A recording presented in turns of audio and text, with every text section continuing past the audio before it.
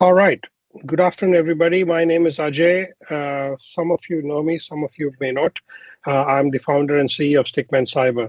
Uh, can I request Aaron and Andy to come on camera, please? I have the pleasure of introducing Aaron and Andy, our keynote speakers today, who will be sharing some of their insights for best practices for cloud security. So Aaron is our head of cloud security. We've known Aaron for over 10 years now, and he's been with Stickman for just over a year. So you made it the 12-month mark, Aaron. So well done.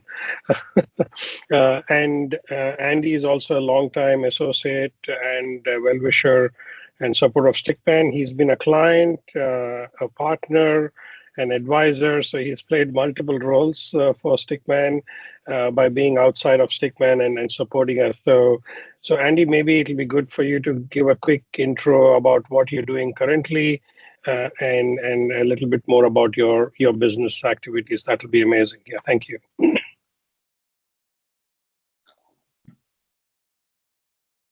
Andy, your audio is not coming through, so you may want to just double check that, please.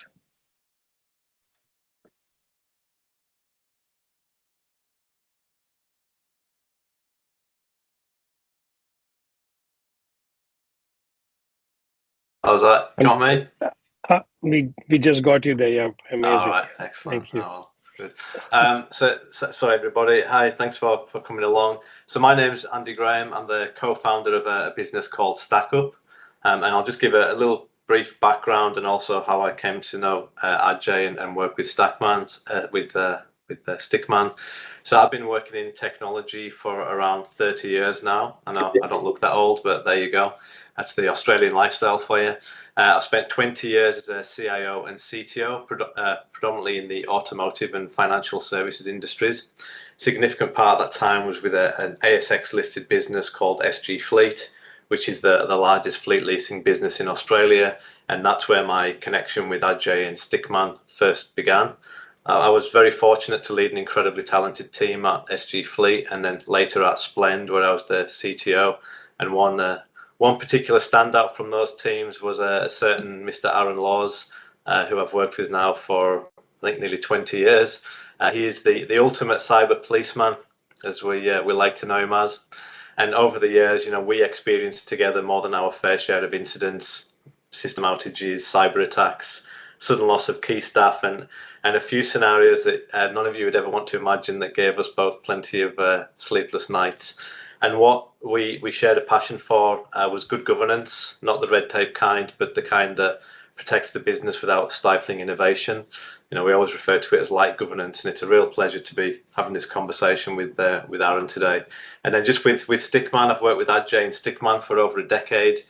In fact, probably coming close to 15 years now, and we've built a really strong and trusted relationship. One of the things I value most when engaging with any partner is, I guess, is how they define partnership. And for me, it's about going into every task, discussion, or initiative as a team. We win together and we learn together. And I have to say, of all the partners I've ever worked with, Stickman embodies that more than most. And with that in mind, it's a real pleasure to be here with you all today. Amazing. Thanks, Andy. Thanks for your kind words and best wishes to Stickman. And yeah, thank you for also taking time out of your busy schedule to share your insights here. So without further ado, the topic of today's session is best practice for cloud security. And as Andy rightly put, we call Aaron internally the lawmaker for cybersecurity. So just a tongue in cheek there, but I think Aaron has some amazing insights. Treat this as a learning session. Just some housekeeping. There's a Q&A button on this chat board here, so you can click the Q&A button. If you've got questions, I will be moderating the questions, and feel free to raise your hand if you have a question through the session. I'll keep a tab of those things, Aaron and Andy, and then I can let people share their questions with you. So without further ado, Aaron, please take over and thank you. Yeah. No worries. Well, thank you for the introduction, and thank you all for coming and giving us some of your time to listen to us speak on this topic, which is very close to my heart. And hats off to Andy Graham, and I'm going to drop him in it now and say, because we've got him on the call, I'm going to ask him to get involved in some of these slides as well, and share some of his experiences, because I think we can all probably get some value out of that while we've got him on the call. So what we're going to do, we're going to just start this with me going through some things that I got right, but only after getting them wrong in the first place. And we're going to move on to some discussion around what we hear from customers when they come to us. Normally, in this case, I'm going to stick to what we hear from customers when they come to us after something's already gone wrong. And then we're going to look at the difference between a security score and aligning to a framework. And then we're going to get into something that really excites me because it made my life so much easier. And you'll understand why, and that is the Center for Internet Security benchmarks. So hopefully some of you have already heard about these benchmarks and the Center for Internet Security specifically, but it's okay if you haven't, because we're going to walk you through them, what's good about them, how they've come about, how you can use them, and how we can help you, most importantly. So let's crack on with the presentation. So these are some of the things that I got wrong before I got it right. Now, my background is infrastructure. So I've been on your side of the fence longer than I've been on the vendor side of the fence. And infrastructure was my thing, physical infrastructure. Good old days, right? Really easy. You had an infrastructure team, you had a development team, and never the twain would meet, right? Development team had a request, infrastructure team would politely tell them why that's excessive. They would butt heads, fight over it. We'd come to a medium understanding, and then something would be implemented, right? But there was one single point of control, and that were typically infrastructure teams. That's all gone by the wayside now. Within a cloud platform, everybody manages it, it seems sometimes, right? But nobody owns it when anything goes wrong. And hopefully somebody's securing it, right? We've got the platform owner that says, hey, we just give you the platform. You're responsible for making sure it's robust and secure. You've got the IT ops teams who, more and more these days don't see their job sometimes as a DevSecOps role. So they're happy to leave it to the developers to set up some of their own configuration. You've got the security teams that have a hand in it as well. And then you've got various vendors that you might be outsourcing your cloud security to. It all works well until something goes wrong, in my experience. Andy, what are your thoughts on that? Yeah, thanks, mate. I mean, the stories that I'll be telling throughout this, I had Aaron by my side on pretty much every one of them, so he'll relate to everything that I'm saying here. But most of my lessons on cloud security came the hard way. We were actually quite late to the party. I was always hesitant to move workloads to the public cloud or rely on SaaS vendors for mission critical services unless we had bulletproof network redundancy. And then when we did, we made some assumptions that something was secure just because it had been set up by a vendor or a partner. And then it wasn't until we experienced incidents that, we realized how much nuance there is in doing it properly. And just an interesting statistic from the data sets that we're capturing with Stackup, 1 in 3 companies who have completed the Stackup assessment lack clear ownership for supplier risk and data sharing, which is a serious gap in a connected world and shows that a lot of companies are relying on the vendor as opposed to checking it for themselves. And everyone just does the point of the finger, and success of many parents and failure is an orphan. And this is the perfect example. When something goes wrong, everyone starts pointing fingers at each other, particularly when it comes to, as Aaron mentioned, the software and the infrastructure, the dark side and the good side, depending on which side you're on. Yeah, true that. I prefer to think of infrastructure as the good side, but we could argue that all day. Okay, yeah. So that's big for me, right? It's just accepting that multiple people are going to have their thumbs in this pie, but how do we make sure that it's secure, and who do we rely on to confirm that? The next one for me is best practice. Now, I'm assuming that most of you have the same experience with this. I'm hoping it's not just me, but working for vendors, as a customer of vendors, best practice has always been a term that really got my goat, so to speak, right? Everybody had a different version of what best practice was.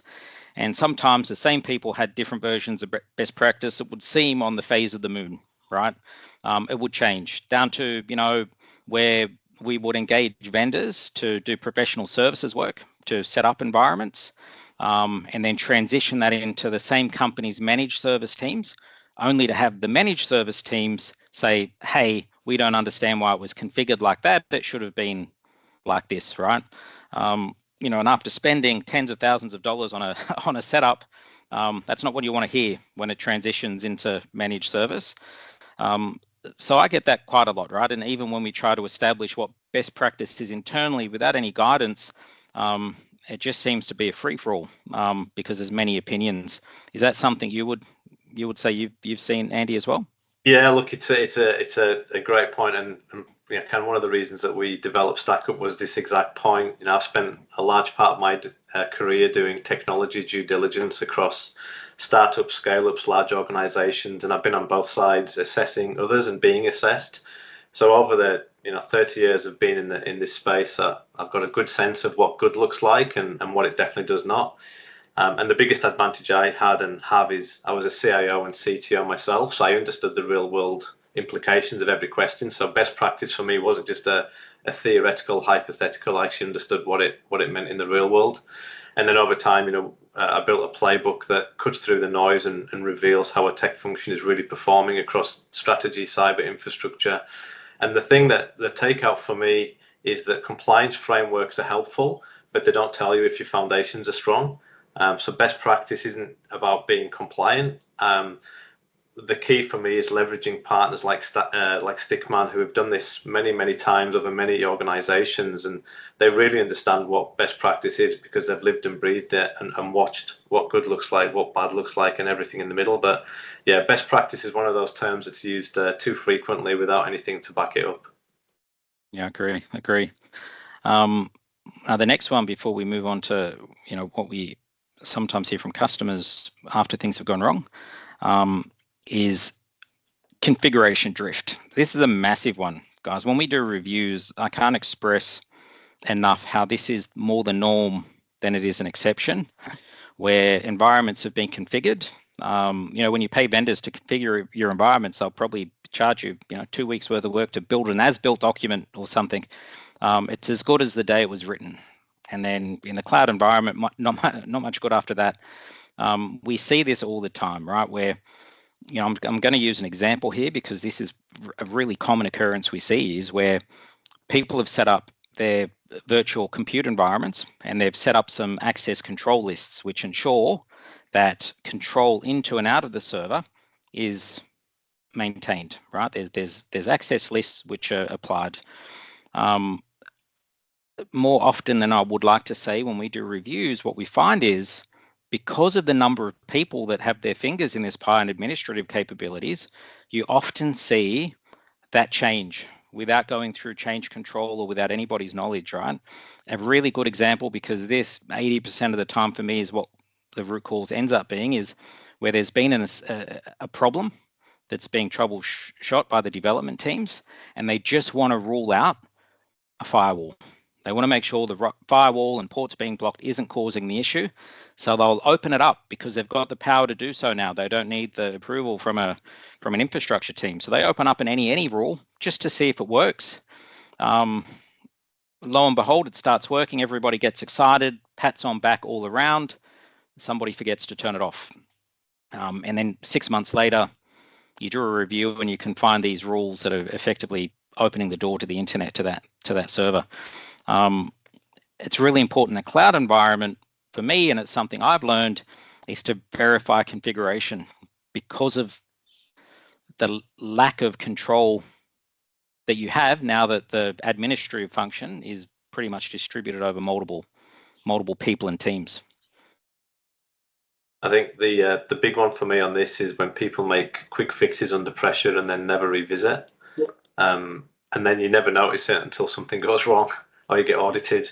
And one of the biggest mindset shifts that I think people need to have is that it's not a static environment. With cloud, you've got to continually check and review. I'll give you an example. So we use a cloud solution in Stackup, and they made an enhancement to it recently that completely changed 3 or 4 of the config settings that we had in place. And I just happened to check it by accident. I wasn't looking. I didn't get a notification. I didn't get told, and these were fundamental changes to the platform. So it's not as you say, it's not a set and forget. It's continuous review and ensuring that you cross the latest changes that are going on in the environment. Yeah, 100%. And that's where I first come across this in my career, was when I sat in front of an auditor to go through firewall configuration and ACL lists, where I pretty much gave them a rock solid guarantee that we've got these lists in order and they've been reviewed and done, only for the auditor to point out the any rule, which much to my surprise had popped up. Interestingly, when I went out and mentioned it to one of my team, their response was, not again. I bet you it was X, because he's done this 3 times before. But that hadn't been risen to my attention because nobody wanted to get anybody in trouble, right? So it's important to have a good view on this, and a third party view is best in most cases. Now let's talk about what we hear from customers, and this is not all customers. This is where we get customers that come to us after something's already gone wrong, and they're really common misconceptions, right? Especially when people maybe are coming from an infrastructure background, or know a little bit but not enough, and they just make some assumptions. And one of them is, aren't cloud security default secure enough? The resounding answer to this, and I really don't even need to talk much about it, but it's absolutely not, right? Microsoft, Google, they make it very clear that security is for you to worry about. You need to make sure it's configured. And what's more important, even on some settings that they do configure by default to be secure, you need to make sure that's maintained. Once again, troubleshooting within support teams with various degrees of understanding, and often not a circumspective look about what a change might cause down the track. A really good example of this is where you're having issues with emails, legitimate emails being blocked. We've had a recent one ourselves where DocuSign for some reason was being picked up by Microsoft as potential spam. And where you've got teams that really aren't circumspect or don't have the experience, the first thing is, let's just whitelist it. Okay, but when you whitelist it, you open the door to a lot of spoofing attempts and whatnot, right? So it's really important that we understand that, while something might be secure by default, even if it is, it needs to be maintained, right? And it's a moving scale.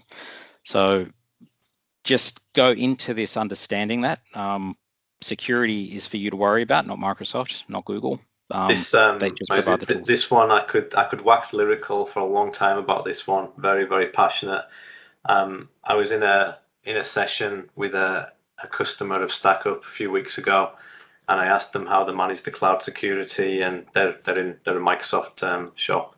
They said, it's all right, Microsoft take care of it for us. That's the reason that we use Microsoft. And I was taken aback, one, that people think that way, and two, this is a very successful business. This is not a startup. A very successful business generating millions of dollars of revenue. And what I find, a lot of the organizations that I speak to just assume that if they're using Azure, AWS, or Google, then security is taken care of. I mean, I've heard it time and time again from businesses of all shapes and sizes across a variety of industries. And the line they tend to spin is, but they invest billions in security, so we must be covered. But the truth is, unless your contract explicitly holds them accountable for protecting your data and your processes, that responsibility sits with you. You cannot outsource your risk. I cannot say that often enough. You cannot outsource your risk. If a breach occurs, right, and the argument you come up with, but Microsoft should have looked after this. Yeah, no one cares. The regulators, the customers look to you. It's your name on the contract, your name in the headlines, and you need to be confident that your own controls are in place, that they're configured, they're monitored, they're maintained. Trusting the platform defaults without verifying them it ain't a winning strategy. But a lot of people just assume that, but I'm with Microsoft, so it must be good, and they'll take care of everything. Yeah, 100%.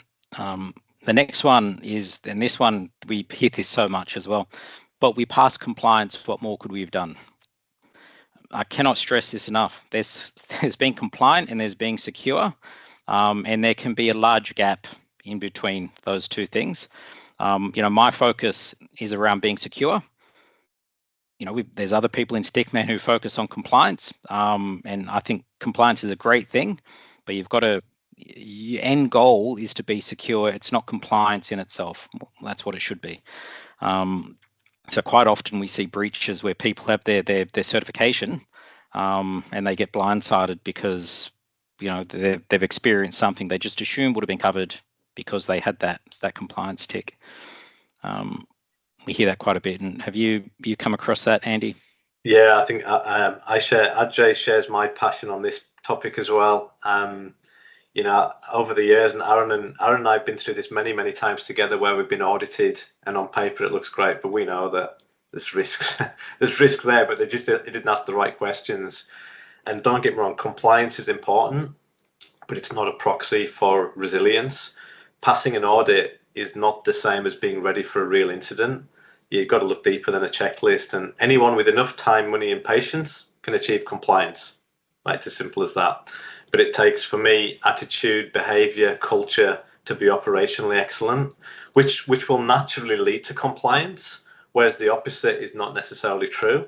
Now, having said that, I'm a huge advocate for ISO 27001. I've implemented it a few times, SOC 2, whichever framework best suits your business or industry, but it isn't a silver bullet. It's the mistake that I've seen organizations make countless times when they say, oh, but we're ISO 27001 accredited, so we must be good. And that just is not the case in any way, shape, or form.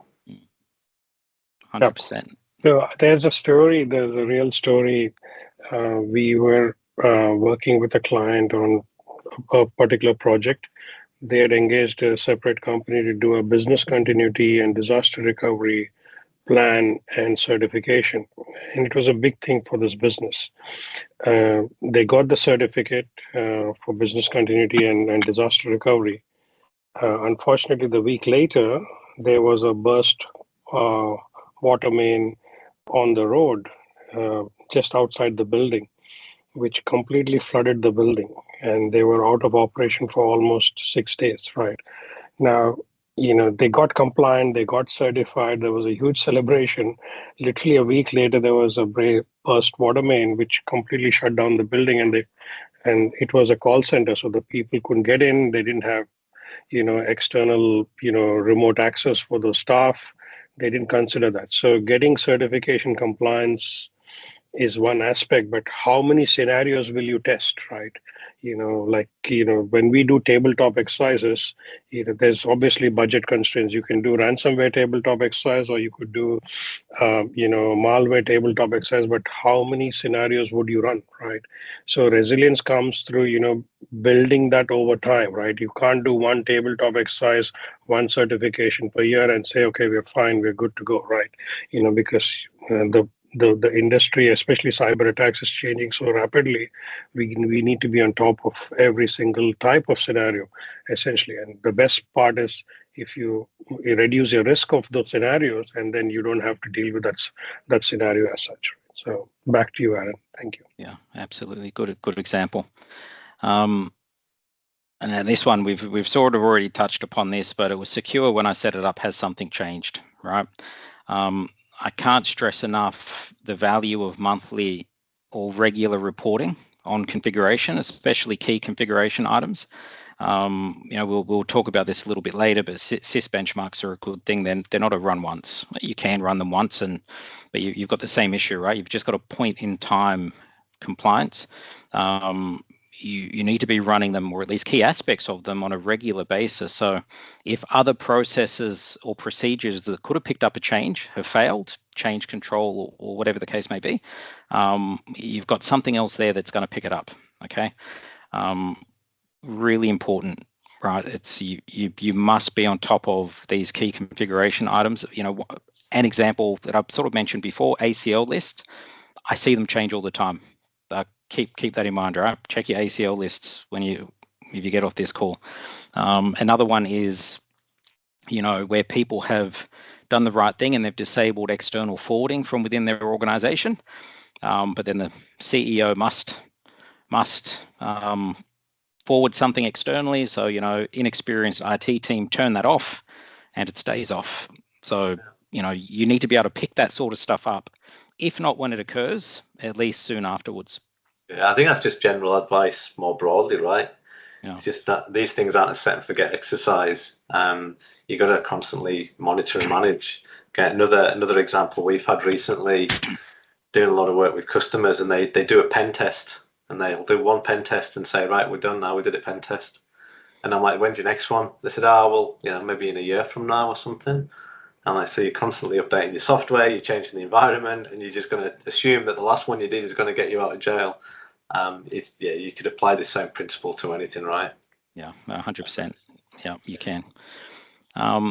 Okay, so now we're going to get into it. So this is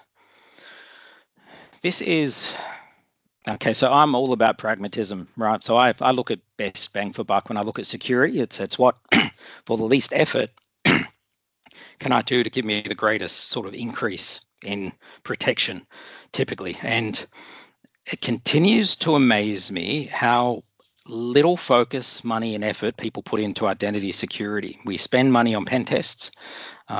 We spend money on, getting ISO certified. We'll do tabletop tests. Everybody's happy to spend money on those things, and they're happy to spend money on tools and protections to test, protect from ransomware and hacking and all of that sort of stuff. When in reality, if we have a look at reported breaches, 60% are reported were based on stolen or compromised credentials in one way or another, right? It was identity breach that started it. Now that 60%, if we just look at what's been reported, if you listen to other sources that have visibility over breaches that aren't necessarily reported to regulatory bodies, that figure goes between 85 and 90%, right? So it blows my mind when I see organizations, A, not put a lot of focus into it at all, or B, put a lot of focus into making it less secure when it's already there. And sort of let me talk about that for a minute here. One of the big breaches of recent time you will all have probably heard of is the Medibank breach. So let's have a look at that. People should be outraged at this, right? We've had an instance where to make things more convenient for internal staff members, MFA wasn't required on an external VPN. And then a lot of work and effort was put into making sure that if you're on the internal network, you don't need to be quizzed for your credential or your MFA anymore, right? You're trusted. As soon as you get through that VPN, you're trusted. Now, that doesn't just happen. There's actually, sadly, quite a bit of effort and work that goes into making that happen, right? That to apply that implicit trust on the internal network. So as a result of that, Medibank lost 9.7 million customers PII. This is licenses, passports. This is a lot of stuff they lost, but more importantly, 160,000 pieces of health claim data was released. To make something more convenient for an internal staff member, Susan, who is an alcoholic who hasn't had a drop to drink in 10 years, now has to worry if an employer might find out that she's had, she's claimed for mental health sessions to help her with that. Danny, who has a child that had a problem with anxiety, who's put him through some mental health sessions and claimed that back, now has to worry, will that impact his future career choices? What if he wants to join the police force or the military? Is that data going to be out there? And it may be, it may not be, but he doesn't know, right? It should never have happened in the first place. You must invest in strong identity security, right? And here's the best part. There's not even a lot of investment to be made in most cases, right? More often than not, when I see it, it's already there. It's just not been implemented because time and effort hasn't been put into it. It's not even an issue of money a lot of the time, right? You can get very strong security with some of the more basic Microsoft licensing tiers, as an example. So Business Premium, we'll talk about later. We must put more time and effort into that because this is where this all goes wrong. That Medibank, you know, there's lots of reasons if you read the report, lots of controls that weren't there that should have been. But at the end of the day, what that comes back to is that malicious actor one convinced somebody with access to Medibank to give away their credentials. That's what it come up with. And why is it more popular? You got to think about this, right? We've all seen the movies. If any of us are old enough, we've probably seen Sneakers and a few of those movies from the 80s where you're seeing hackers tapping away at keyboards on, you know, command prompt windows. All looks very technical. It is very technical, and it requires a lot of skill that's hard to come by. But you know what's really easy to come by? Social engineers. I've got two that live with me at home. One's 8 and one's 12. They'll convince me that it's okay to have an ice cream before dinner, even though mum's already said no. All right, that doesn't go well for me. So what you get is I can open up an Indian call center or a call center in Russia, Ukraine, wherever the case may be, in Zimbabwe, anywhere where the law might not quite be caught up with everywhere else. And I can train people really easily because we've all got that inbuilt social engineering skill. We just need to tweak it a little bit. And if anyone here is doing security and awareness testing, which is, you know, that's part of identity security, if as part of that you're doing phishing simulation, you'll know that it's not unusual to see people give away their credentials. It's more, if you get a test where no one's given away credentials, that's a good month. So typically it happens. So take this one to the bank, right? Check how you're going with that. We're going to talk on the next slide about how you might improve it. But focus on this one. Andy, you can all see why I had Aaron by my side for 20 years, right? Yeah. The ultimate cyber policeman. He cares deeply about this topic, which is wonderful to see and very important in any business to have people like that. Like the one thing that I would look, if I could fix one thing in any cloud setup, it'd be identity. You know, you just see massive breaches, as you've mentioned there, caused by over permissioned accounts. It's the backbone of good cloud security. One practice that Aaron and I have implemented across any organization we've worked together in is at least every 90 days, you verify what people have got access to and why. And that's across all privileged accounts, whether it be system accounts or named accounts. It's a simple thing to do. You know, it's once a quarter, a quick validation and check. But yeah, it's the silver bullet. If you have one silver bullet, say, how do we mitigate the risks across any business, it would be get on top of your identity. Yeah, wow. So there's a statement in the cyber world: hackers don't hack, they log in. Yeah. So yeah, I would never forget that statement, right? And they don't want to, because think of it from a hacker standpoint, they want a return on their investment too. They don't want to be looking great that, oh, I hacked, the most complex, vault in the whole world, right? Yeah. They want to get in, get out quickly, make money, move on to the next target, right? Yeah. So they'll use the path of least resistance, right? So remember this: hackers don't hack, they log in. So that percentage, 60%, makes it so real. That's it. And it's like I like to say, it's sort of risk reduction at scale, right? You make a change to identity, that improvement applies across everything you've got. Right? Yeah. So this is where you want to put your time and effort. Now, just on that, to get to that level of security, now, I'm not sure what licensing tier all you guys are on, but just keep this in mind that, Microsoft and Google have some entry-level tiers that a lot of businesses start with. If we look at Business Premium as an example, Microsoft will tell you there's no security there. All right, there is no security in that product. There's some very base MFA, and that's about it. They actually refer to it as a hook in internal meetings and meetings with resellers. Business Standard is the hook to get people onto Business Premium. Right, Business Premium, you're getting a whole bunch more security that just gets enabled. In some cases, better security than what's on an E3. Right, it's built for business, and it's a really good package.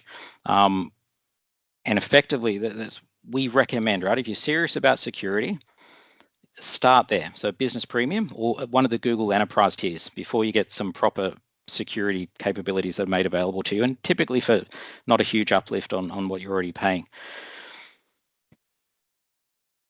And this is what effectively it enables. And this is, for me, in terms of technical controls, where it starts to sing, right?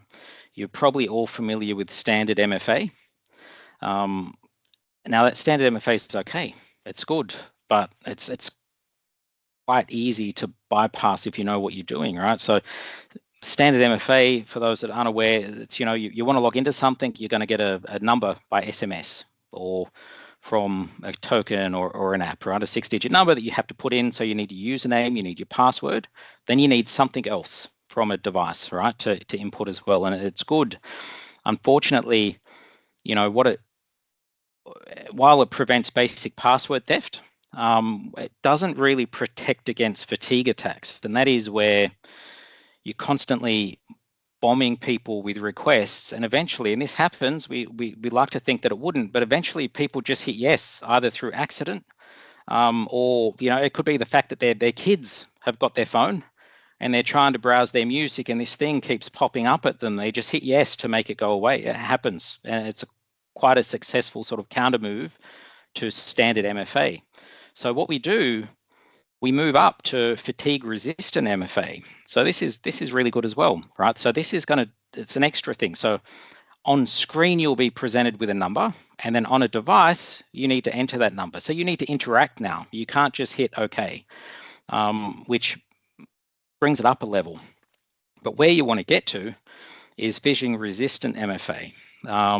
So this actually uses, you know, something else. So for instance, if, you know, those of you using Windows devices, you've got Windows Hello, it uses that on top of everything else. And with phishing-resistant MFA, you can even get to the point where a password's no longer required, right? Or it's actually more secure without the need to enter a password.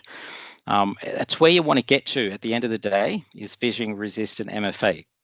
It is harder to get there, but it should be part of your roadmaps. Be that a 1, 2, 3 year roadmap, phishing resistance is where you want to be. But let me say, this is the unsung hero. Conditional access. Most people will have it if you've got Business Premium or one of the Google Enterprise tiers. We see very few people actually setting it up. So, you know, this gives us quite a bit of power here, right? Because we're saying with conditional access, every time you log into our systems, I'm going to check, are you logging in from a piece of hardware that we know about? Are you logging in from a country that we know about? If you're a local administrator or you're an administrator or you've got privileged access, have you logged in less than 12 hours ago? Otherwise, prompt again, right? So it gives a whole bunch of features which secure it even more, right? And this is where you want to be. So there are very well established conditional access policies, most of which will be templated on the Microsoft platform that you can configure and set up. Highly recommend you have a look into this. It really does take it from meh to marvelous, as the heading says. MFA without conditional access only does half the job, in my opinion. So take that away. Polite nudge. If you haven't heard of phishing-resistant MFA or it's not part of your roadmap, then that's where you need to be. Yeah, the one thing I would also add to this, I mean, you know, first and foremost, this is table stakes, right? In this day and age, MFA is just table stakes, and take that as to as much resilience as you can.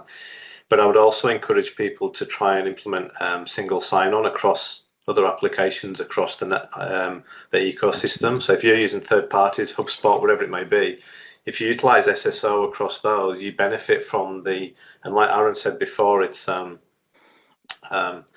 it's that one-to-many relationship. If you've got a strong setup at your core security level, it's going to apply to everything that the users then utilize, particularly when you then enable SSO.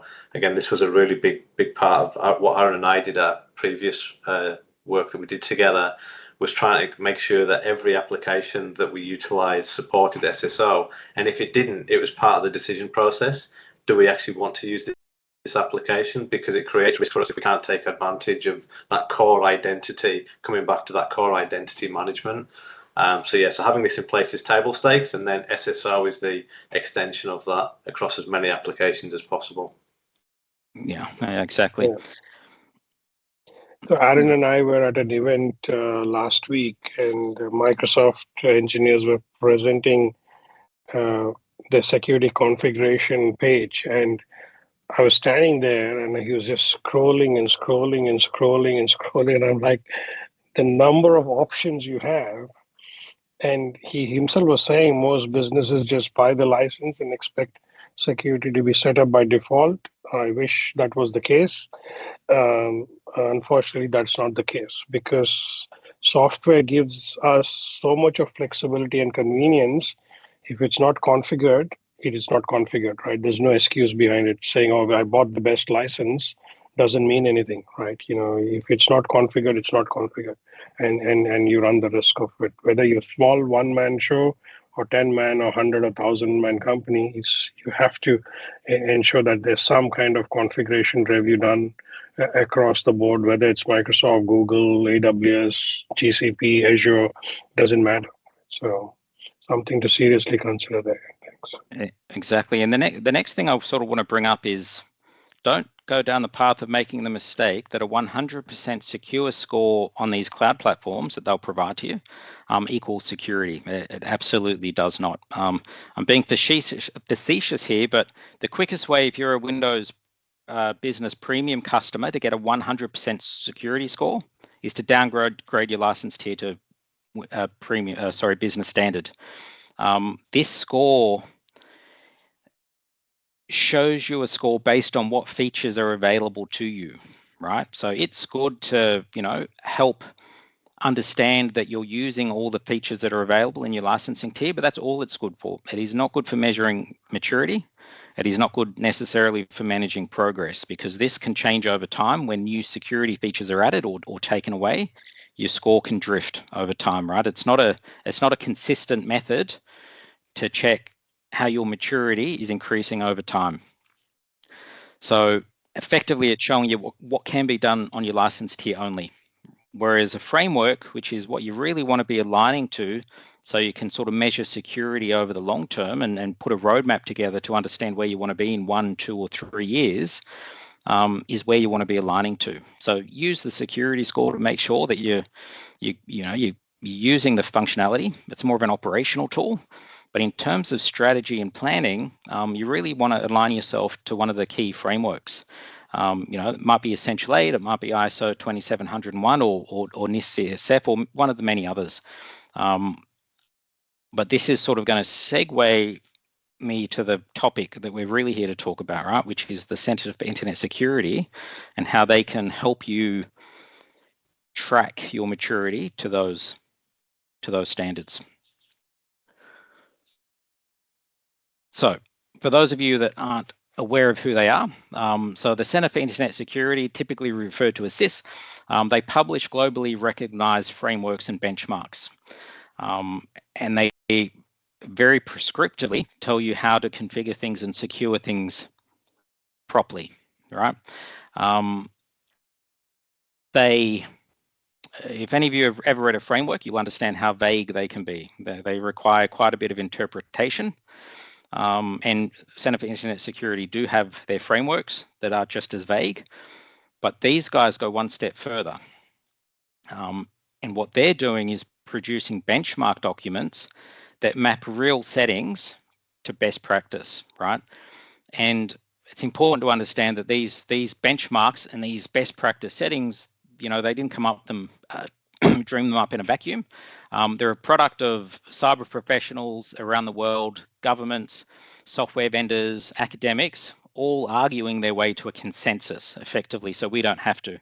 And it's what I love about these, right? They take what used to be a cumbersome process to establish which way we were going to go in a specific configuration, to having a benchmark that someone else has already done that sort of argy-bargy on your behalf. And it gives you something to base an answer on. You may deviate from that, but at least you know where to start, and you start to think, why would we deviate from something that, consensus is really good configuration? It makes the discussion a lot easier. Just a question for you, Aaron, on that. How long Yep. does it typically take to someone to assess themselves against CIS? Yeah, so it's interesting. So it depends on what the benchmark is and what product the benchmark is for. We'll have a look on one of the subsequent slides about how many configuration items are included. But as a general rule, if you were to do it start to finish, including, building a report that's good enough to give to, an executive body potentially, you probably, for some of the benchmarks with more configuration, in a larger environment, about a week. Yeah, okay. So it's not a lot in the whole scheme of things. Not a lot in the whole scheme of things. Yeah. Because like I say, they're very prescriptive. Yeah, yeah. And then it sets you up for success. That's the thing, right? Correct. It lets you know where you stand, Yeah. right? And you can determine where you want to be. Yeah. Now, 1, 2, 3 years in the future. Yeah. So effectively, these benchmarks are telling us what should be done, regardless of your licensing tier, right? So this may indeed influence what licensing tier you go for, because you agree that some of the security is worth the uplift, but it gives you some, I guess, data to make a decision based on. Now they do all sorts of benchmarks, and as I say, these benchmarks are very specific to workload and platform, right? So we can see here, Microsoft Foundation, Azure 365, AWS, Google Cloud Platform, Workspace, but important, and that's where I work and what I tend to work in, but really important to realize that these guys do it for lots of other stuff, right? OS level, certain SaaS products, Kubernetes, Dockers, network devices, all super prescriptive. And we're going to walk you through so you understand what I mean by prescriptive. We're going to just lift this straight out of the document. So what I'm showing you here is not something we've put together. It's lifted straight out of the CIS benchmark document. But before we get into that, the reason I get excited by this is because these configurations are mapped directly to framework controls. So you don't need to run around gathering evidence at your next audit, or if you choose to do a gap assessment. The configurations are already pre-aligned on your behalf. As an example, we're about to go through a specific setting, and that specific setting actually maps directly to these Annex A controls on 2701, right? So it's one setting, and they've already done the interpretation of the framework requirement, and they've already established that these settings apply as a measure to that Annex A control. So let's jump straight into it, right? And just before I go, if anyone's ever done an audit, when they ask you for a control, typically, if you don't have something like this, it's a bit of a treasure hunt. Everybody runs off to try to find evidence of meeting that measure or that control. Inevitably, time suck, right? Just takes time. Time suck, absolute time and it suck. Gives them, for me, my experience, it just gives the auditors immediate confidence that you know what you're talking about. Like if you just go bang, bang, bang, there you go. Yep. It just straight away, it sets the scene for the whole of the audit more broadly, because it's a leading indicator, and then it just puts you on the right track towards that, operational excellence. So for me, it's a strategic benefit as well, that it's just given anybody who's looking or interrogating in the organization the level of confidence in the maturity and the thought leadership that goes into your security posture, which helps more broadly when they're doing auditing other areas. Yeah, and it's a very different experience, right? A lot of people go to product. So I need to meet DLP is a good example. We must buy a DLP product. DLP is not a product. It's a suite of measures. Some people have productized those measures in one package, but you don't need to go to a product to meet those measures and something like this will tie the configurations that relate to DLP straight to those measures, so you can provide it, as you say, confidently to the auditors. Now, to give you an idea, this is the total number of specific settings in each of these benchmarks that we're looking at, right? So you can see they differ depending on how big the platform is. But one of the key things I want to call out here is these are not necessarily automatable audits, right? So they break it down for you in the document. So 44% of the M365 Foundation can be automated, 55% in AWS, 100% of Google Workspace needs to be manual, right? They call this out in the benchmark. So there's no one-stop shop or automated tool that does all of this for you. There is a bit of manual effort required. And to give you an idea, this is lifted straight from the benchmark. So you can see it's broken into sections and every configuration is the same. This is the configuration here. It gives you a profile. So level 1 being a good level of security. Level 2 is there for when good's not good enough, right? It's a high level of security, might require a high licensing tier, or may have a bigger impact on productivity within the environment. It gives a description of the setting, the rationale, why they think it's important, and most importantly, the impact. If you were to apply it, this is the impact that you need to think about. It goes on to give you a very prescriptive audit method. So you can see this is for the product that you're auditing. It gives you the specific location, the specific steps you need to go to. It then also gives you the remediation, which is exciting as well, right? Because it takes a lot of the thinking out of it. If you decide to go ahead with it, step-by-step remediation detail, right, to get you compliant with that recommendation. What does manual mean within brackets? Is it a manually set setting or? Yeah, so there's no way to script that setting. So you will need to manually audit it. And then if you want to remediate, you have to manually automate, because these benchmarks, if it can be automated, so if there's some PowerShell script that will do it, they include the PowerShell script in the benchmark document. So if it's unmarked as manual, it just needs to be done by somebody. Now, the question everybody asks is, can I do this myself? And absolutely, yes, you can. If you can follow instructions, you can probably do it yourself. But there's some considerations. Those steps aren't always up to date, right? There's time between release of updates to the benchmarks, and for those of you who manage cloud environments, the GUI can change all the time. Settings can move from one place to another, one portal to the next. So you need to have enough knowledge to understand if they were to move that, where have they moved it to? And you know, they may even have changed the name of the setting, but it achieves the same purpose. So you need to be across that. They don't tell you the priority or the risk. They won't work that out for you, right? These are just settings that they recommend. You know, you need to worry about how you record evidences that, you know, at this point in time, that's what the setting was. So how are you going to record that? How are you going to store it in case you ever need to refer back to it? You know, the question is, should you be benchmarking your own work? I would argue not, for lots of reasons. But I think a good third-party oversight helps with these things. And not every security control suits every business, right? It's just fact. There's no prize for blindly hitting 100%. A professor that sort of I studied under at one point, in a very long-winded way, put it to me early in my career that security without pragmatism is just a slow path to insolvency, right? And I can't stress this enough, right? You need to have a look at what's being recommended and then see how that fits in with your business, right? Last thing you want to do is prevent employees from earning for the business, right?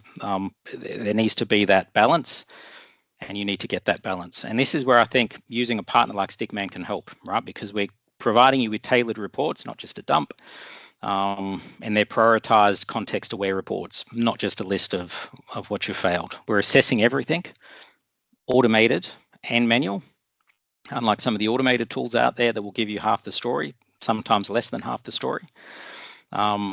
We understand that all fails aren't worth fixing, and we'll provide you guidance on that based on what's relevant to your business as we see it. We're risk rating those findings. So, you know, you might only be 40% compliant. With what's left over, what should you be focusing on first? We'll help you figure that out. And we build it around your environment. That's the most important thing, right? These are very prescriptive. So if you've got a setting around email security, you may not have that configured in M365 because you're using something like Barracuda email security to filter and monitor email. So it doesn't make sense just to give you a straight up fail and tell you it needs to be remediated. You'd need to take into account those third-party controls that you might have in place, and we do that for you as well. And we handle the evidence. So if this needs to be submitted to an auditor, or you need to use it for a gap assessment, we've got the report and we've got the evidence that we've collected over time.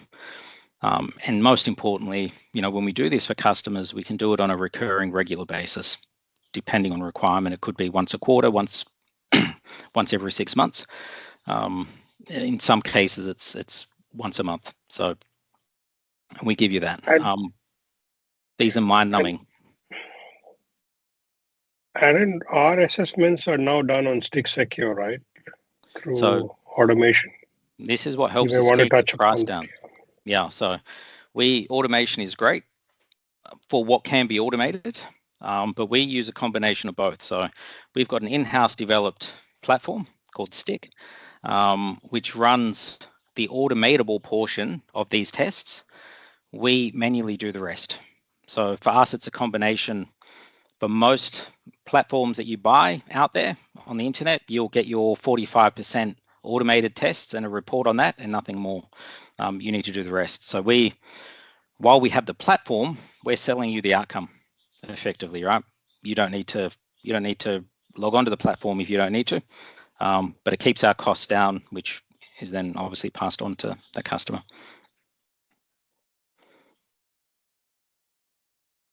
And that is me.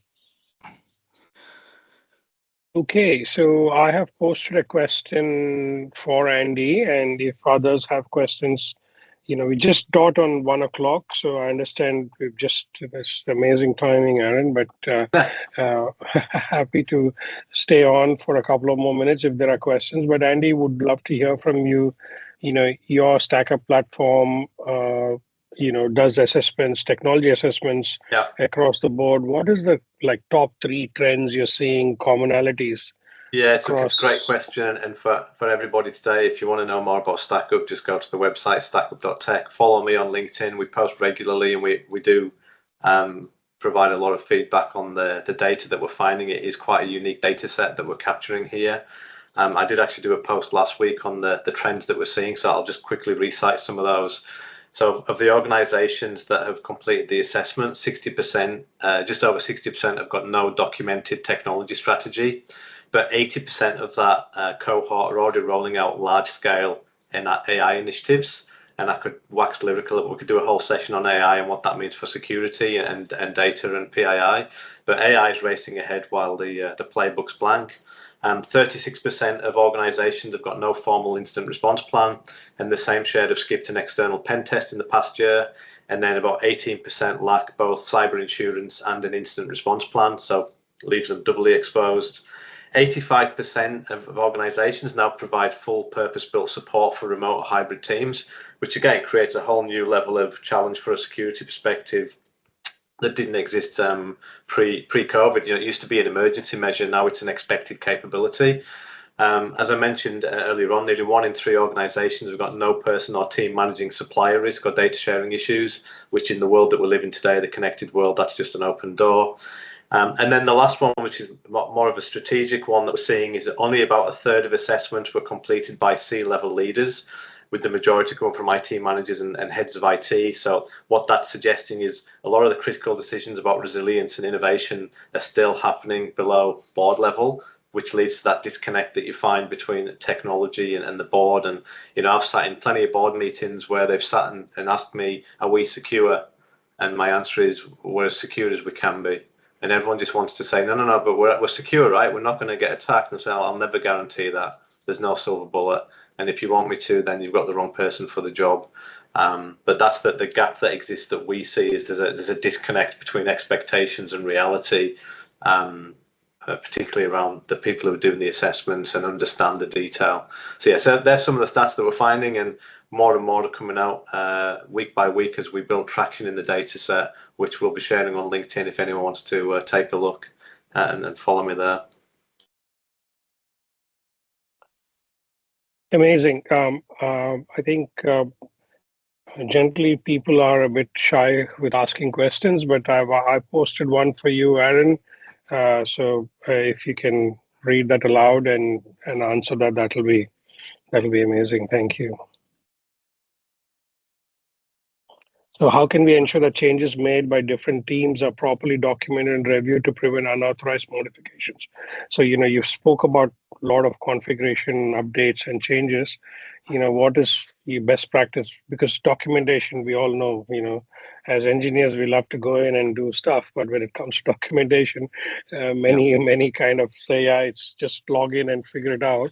What's your recommendation to the audience here, please? So change control matters, and it's not necessarily a technical change control. I've seen people do change control successfully with Excel documents. I've seen them do it successfully, very complex, Jira instances or service desk instances that keep track of changes as they're applied with appropriate approval workflows and whatnot. The key is process and practice, right? That nobody in the organization feels comfortable just applying a setting, right? That there needs to be a process, and it needs to be vetted by somebody, right? Anybody. There just needs to be a second view of that, and it needs to be logged somewhere. So, that's the first thing I would say is get it logged. Second thing I would say, in the development space, that it's important that you're applying some secure software development practices, because that's going to nail a lot of this on the head as well. We do gap assessments for people against the NIST secure software development framework, and you see the difference. So some organizations just don't have any, and you can almost correlate that directly to the number of outages and incidents that they report to have, versus those that have something in place, although it might not be 100% mature. Just having something in place makes a big difference at the end of the day. So unfortunately, there's no silver bullet, but making sure that there's change control methodologies in place, and then from what you can get somebody else to do, just that third-party oversight, right? So having a third party do an environment assessment once a month, just to look for any of these key changes that might have occurred, or anything that may have been missed. So, users that have been set up without a new user request form, as stipulated in the process or policies, as an example, or users that don't have MFA enabled on their account when everybody should. So it's just getting a third party, in my point, view of that. So once a month, you can look at that. If something has fallen through the gaps, it gets picked up and then can be addressed. And more importantly, the process or procedure that allowed it to fall through the gaps is identified and then corrected. Amazing. Looks like there are no further questions, but our teams will be in touch with the attendees to see if you would like a one-on-one session with Aaron to discuss anything specific. Just a question. Sorry, Mike. There's a question just posted by Mal Wood. Is SMS text now fully acknowledged as a method, now phased out for MFA? Sorry, I missed that. Thanks, Mal. So yeah, it depends who you talk to. As somebody who has called Telstra to take on a mobile number in an emergency and found it extraordinarily easy, I would not use SMS. That's the last thing I would use. People do run into issues with, it's interesting where you want to get people to use their work phones or personal phones to, for Microsoft Authenticator, as an example. And you'll have people say, I'm not using my work phone, or it's, it's too inconvenient for me to do. These are the same people often that pick up their phone 80 times a day, to check if the latest picture they posted is being liked. So, I think we're past that now. I think people just need to get on board that boat. MFA is everywhere, and SMS is just not somewhere you want to be. It is very easy to take control of a number. Amazing. Well, it's just close to 10 past now, so we'll wrap this up. We are available if you want to get in touch. Marinelle from our team will be in touch with individuals who attended today and see if you would like to have a one-on-one session with Aaron or Andy, for that matter. If you want to look at Andy's platform, Stackup, we will reach out to you, and if you say yes, then we'll put you in touch with Andy and Aaron accordingly, and support you from there on. But thank you, everyone. Really appreciate your time and spending your lunch time with us. And yeah, all the best, and we will be in touch. Thank you once again. Bye for now. Thank you, everyone. Cheers. Bye-bye. Bye. Yeah.